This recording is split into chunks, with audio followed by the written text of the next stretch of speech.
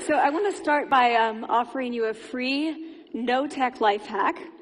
And all it requires of you is this, that you change your posture for 2 minutes. But before I give it away, I want to ask you to right now do a little audit of your body and what you're doing with your body.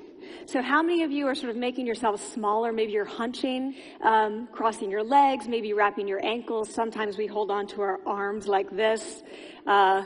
Sometimes we spread out. I see you. So I want you to pay attention to what you're doing right now. We're going to come back to that in a few minutes. And I'm hoping that if you sort of learn to tweak this a little bit, it could significantly change the way your life unfolds. So we're really fascinated with body language, and we're particularly interested in other people's body language. You know, we're interested in, like, you know, an awkward interaction, or a smile, or a contemptuous glance, or maybe a very awkward wink, or maybe even something like a handshake. Here they are arriving at number 10, and look at this lucky policeman gets to shake hands with the President of the United States. Oh, and here comes the Prime Minister of it. No.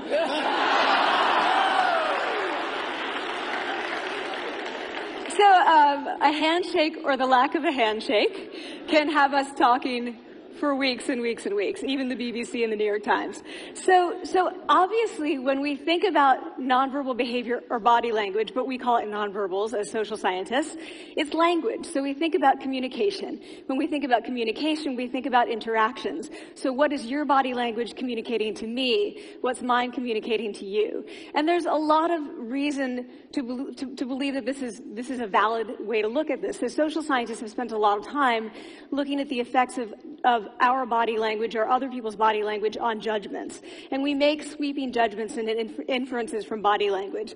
And those judgments can predict really meaningful life outcomes, like who we hire or promote, who we ask out on a date. For example, Nalini Ambady, a researcher at Tufts University, shows that when people watch 30-second soundless clips of real physician-patient interactions, their judgments of the physician's niceness predict whether or not that physician will be sued. So it doesn't have to do so much with whether or not that physician was incompetent, but do we like that person and how they interacted? Even more dramatic, Alex Todorov at Princeton has shown us that judgments of political candidates' faces in just 1 second predict 70% of U.S. Senate and gubernatorial race outcomes. And even, let's go digital, emoticons used well in online negotiations can lead you to claim more value from that negotiation. If you use them poorly, bad idea, right?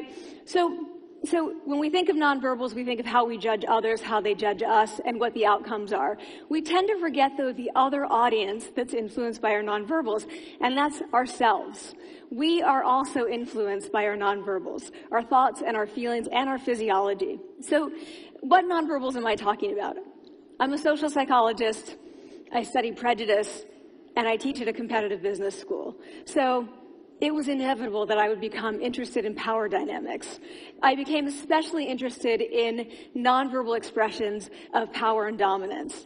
And what are nonverbal expressions of power and dominance? Well, this is what they are. So in the animal kingdom, they are about expanding. So you make yourself big, you stretch out, you take up space, you're basically opening up. It's about opening up. And this is true across the animal kingdom. It's not just limited to primates, and humans do the same thing. So they do this both when they have power sort of chronically, and also when they're feeling powerful in the moment. And this one is especially interesting because it really shows us how universal and old these expressions of power are. This expression, which is known as pride, Jessica Tracy has studied, she shows that people who are born with sight and people who are congenitally blind do this when they win at a physical competition. So when they cross the finish line and they've won, it doesn't matter if they've never seen anyone do it, they do this. So the arms up in the V, the chin is slightly lifted. What do we do when we feel powerless? We do exactly the opposite. We close up, we wrap ourselves up, we make ourselves small. We don't want to bump into the person next to us. So again, both animals and humans do the same thing.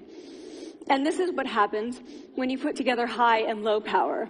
So what we tend to do when it comes to power is that we complement the other's nonverbals. So if someone's being really powerful with us, we tend to make ourselves smaller. We don't mirror them, we do the opposite of them. So I'm watching this behavior in the classroom, and what do I notice? I notice that MBA students really exhibit the full range of power nonverbals. So you have people who are like caricatures of alphas, like really come into the room, they get right into the middle of the room before class even starts, like they really want to occupy space. When they sit down, they're sort of spread out, they raise their hands like this. You have other people who are virtually collapsing when they come in. As soon as they come in, you see it. You see it on their faces and their bodies, and they sit in their chair and they make themselves tiny, and they go like this when they raise their hand. I noticed a couple things about this. One, you're not going to be surprised. It seems to be related to gender. So women are much more likely to do this kind of thing than men. Women feel chronically less powerful than men, so this is not surprising. But the other thing I noticed is that it also seemed to be related to the extent to which the students were participating and how well they were participating. And this is really important in the MBA classroom because participation counts for half the grade. So business schools have been struggling with this gender grade gap. You get these equally qualified women and men coming in, and then you get these differences in grades, and it seems to be partly attributable to participation. So I started to wonder, okay, so you have these people coming in like this, and they're participating. Is it possible that we could get people to fake it, and would it lead them to participate more? So my main collaborator, Dana Carney, who's at Berkeley, and I really wanted to know, can you fake it till you make it? Like, can you do this just for a little while and actually experience a behavioral outcome that makes you seem more powerful? So we know that our nonverbals govern how other people think and feel about us. There's a lot of evidence, but our question really was, do our nonverbals govern how we think and feel about ourselves? There's some evidence that they do. So, for example, when we smile when we feel happy, but also when we're forced to smile by holding a pen in our teeth like this, it makes us feel happy. So it goes both ways. When it comes to power, it also goes both ways. So when you feel powerful, you're more likely to do this, but it's also possible that when you pretend to be powerful, you are more likely to actually feel powerful. So the second question really was, so we know that our minds change our bodies. Is it also true that our bodies change our minds? And when I say minds, in the case of the powerful, what am I talking about? So I'm talking about thoughts and feelings and the sort of physiological things that make up our thoughts and feelings. And in my case, that's hormones. I look at hormones. So what do the minds of the powerful versus the powerless look like? So powerful people tend to be, not surprisingly, more assertive and more confident, more optimistic. They actually feel that they're going to win even at games of chance. They also tend to be able to think more abstractly. So there are a lot of differences. They take more risks. There are a lot of differences between powerful and powerless people. Physiologically, there also are differences on two key hormones, testosterone, which is the dominance hormone, and cortisol, which is the stress hormone. So what we find is that high-power alpha males in primate hierarchies have high testosterone and low cortisol.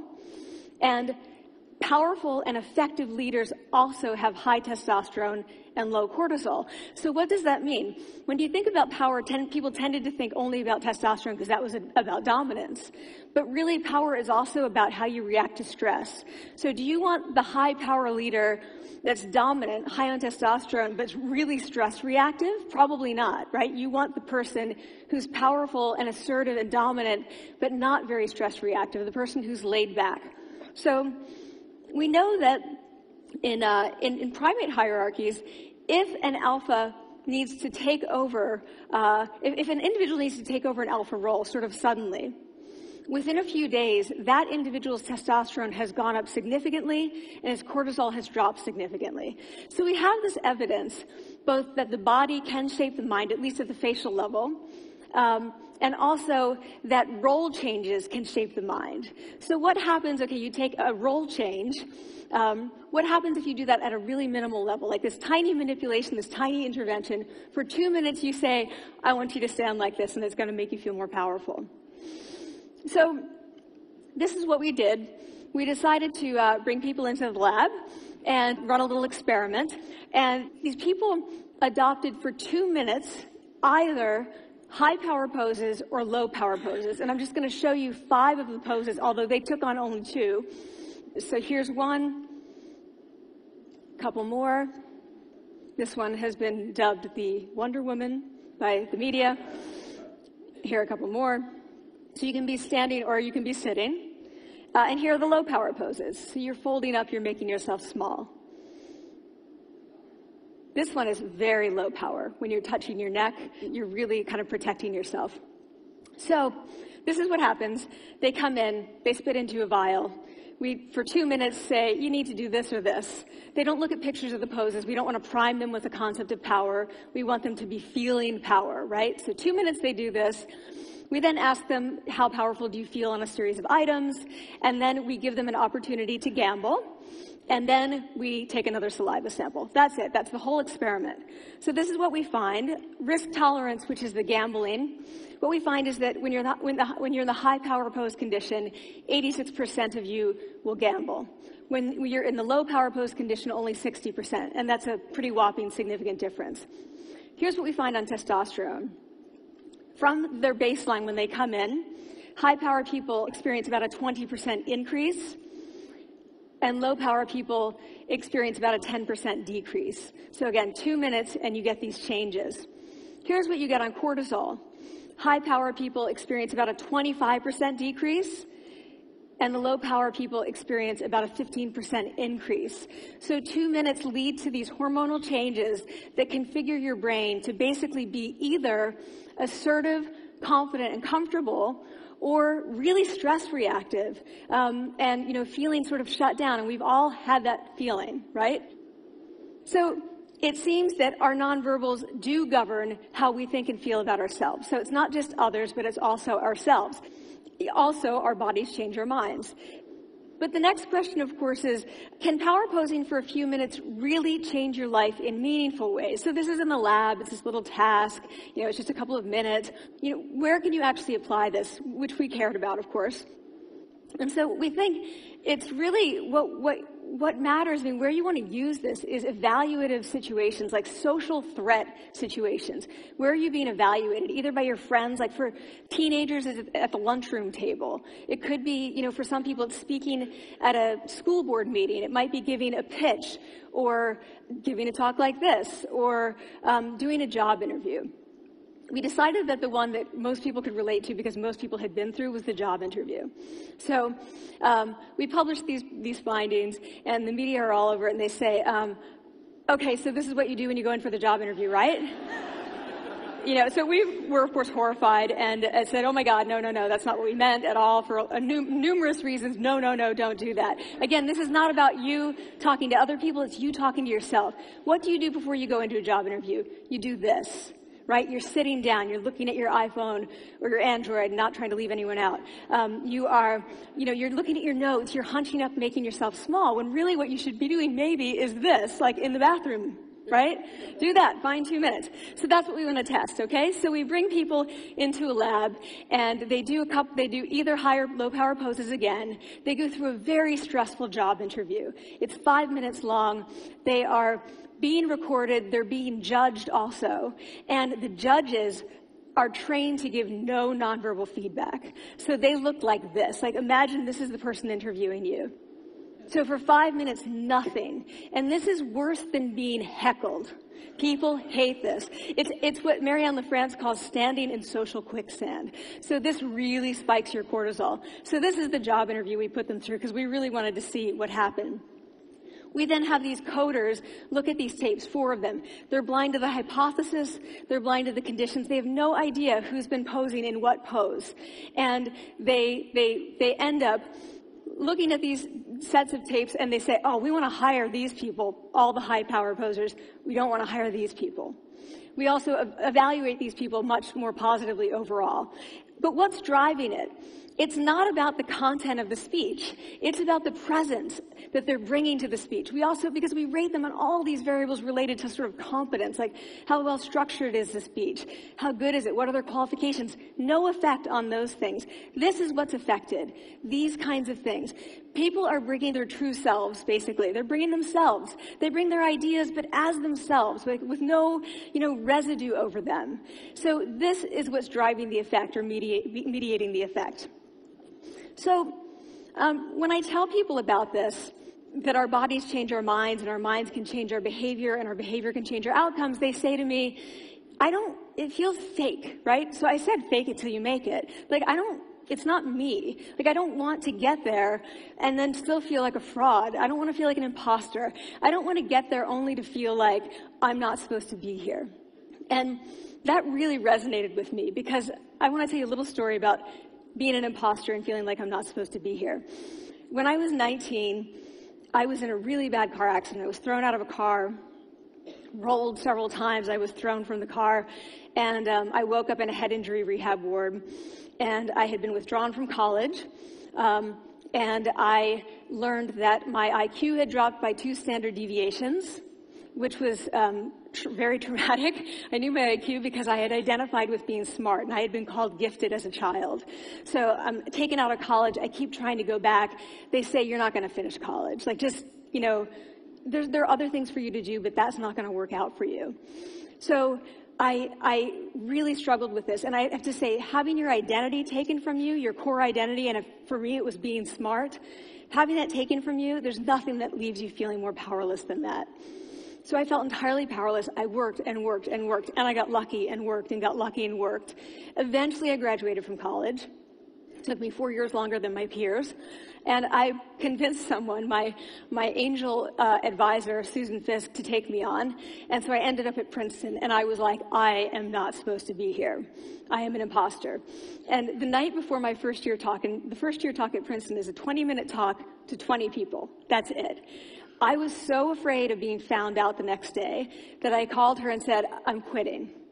She was like, you are not quitting because I took a gamble on you and you're staying. You're going to stay, and this is what you're going to do. You're going to fake it. You're going to do every talk that you ever get asked to do. You're just going to do it and do it and do it, even if you're terrified and just paralyzed and having an out-of-body experience until you have this moment where you say, oh my gosh, I'm doing it. I have become this. I am actually doing this. So that's what I did. 5 years in grad school. A few years, I'm at Northwestern. I moved to Harvard. I'm at Harvard. I'm not really thinking about it anymore, but for a long time I had been thinking, not supposed to be here, not supposed to be here. So at the end of my first year at Harvard, a student who had not talked in class the entire semester, who I had said, look, you got to participate or else you're going to fail, came into my office. I really didn't know her at all. And she came in totally defeated, and she said, I'm not supposed to be here.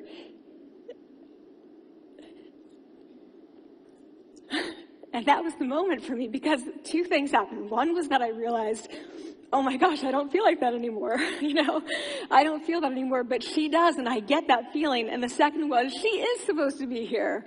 She can fake it. She can become it. So I was like, yes, you are. You are supposed to be here, and tomorrow you're going to fake it. You're going to make yourself powerful, and, you're going to...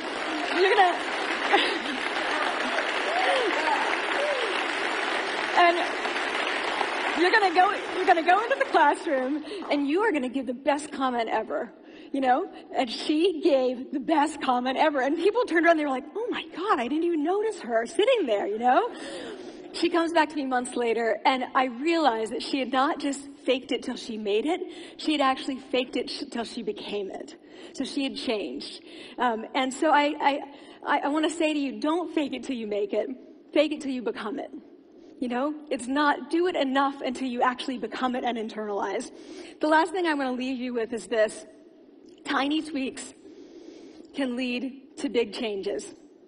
So this is 2 minutes. 2 minutes, 2 minutes, 2 minutes. Before you go into the next stressful evaluative situation, For 2 minutes, try doing this in the elevator, in a bathroom stall, at your desk behind closed doors. That's what you want to do. Configure your brain to cope the best in that situation. Get your testosterone up. Get your cortisol down. Don't leave that situation feeling like, oh, I didn't show them who I am. Leave that situation feeling like, oh, I really feel like I got to say who I am and show who I am. So I want to ask you first, both to try power posing, and also I want to ask you to share this science, because this is simple. I don't have ego involved in this. Give it away. Share it with people, because the people who can use it the most are the ones with no resources and no technology and no status and no power. Give it to them, because they can do it in private. They need their bodies, privacy, and 2 minutes, and it can significantly change the outcomes of their life. Thank you.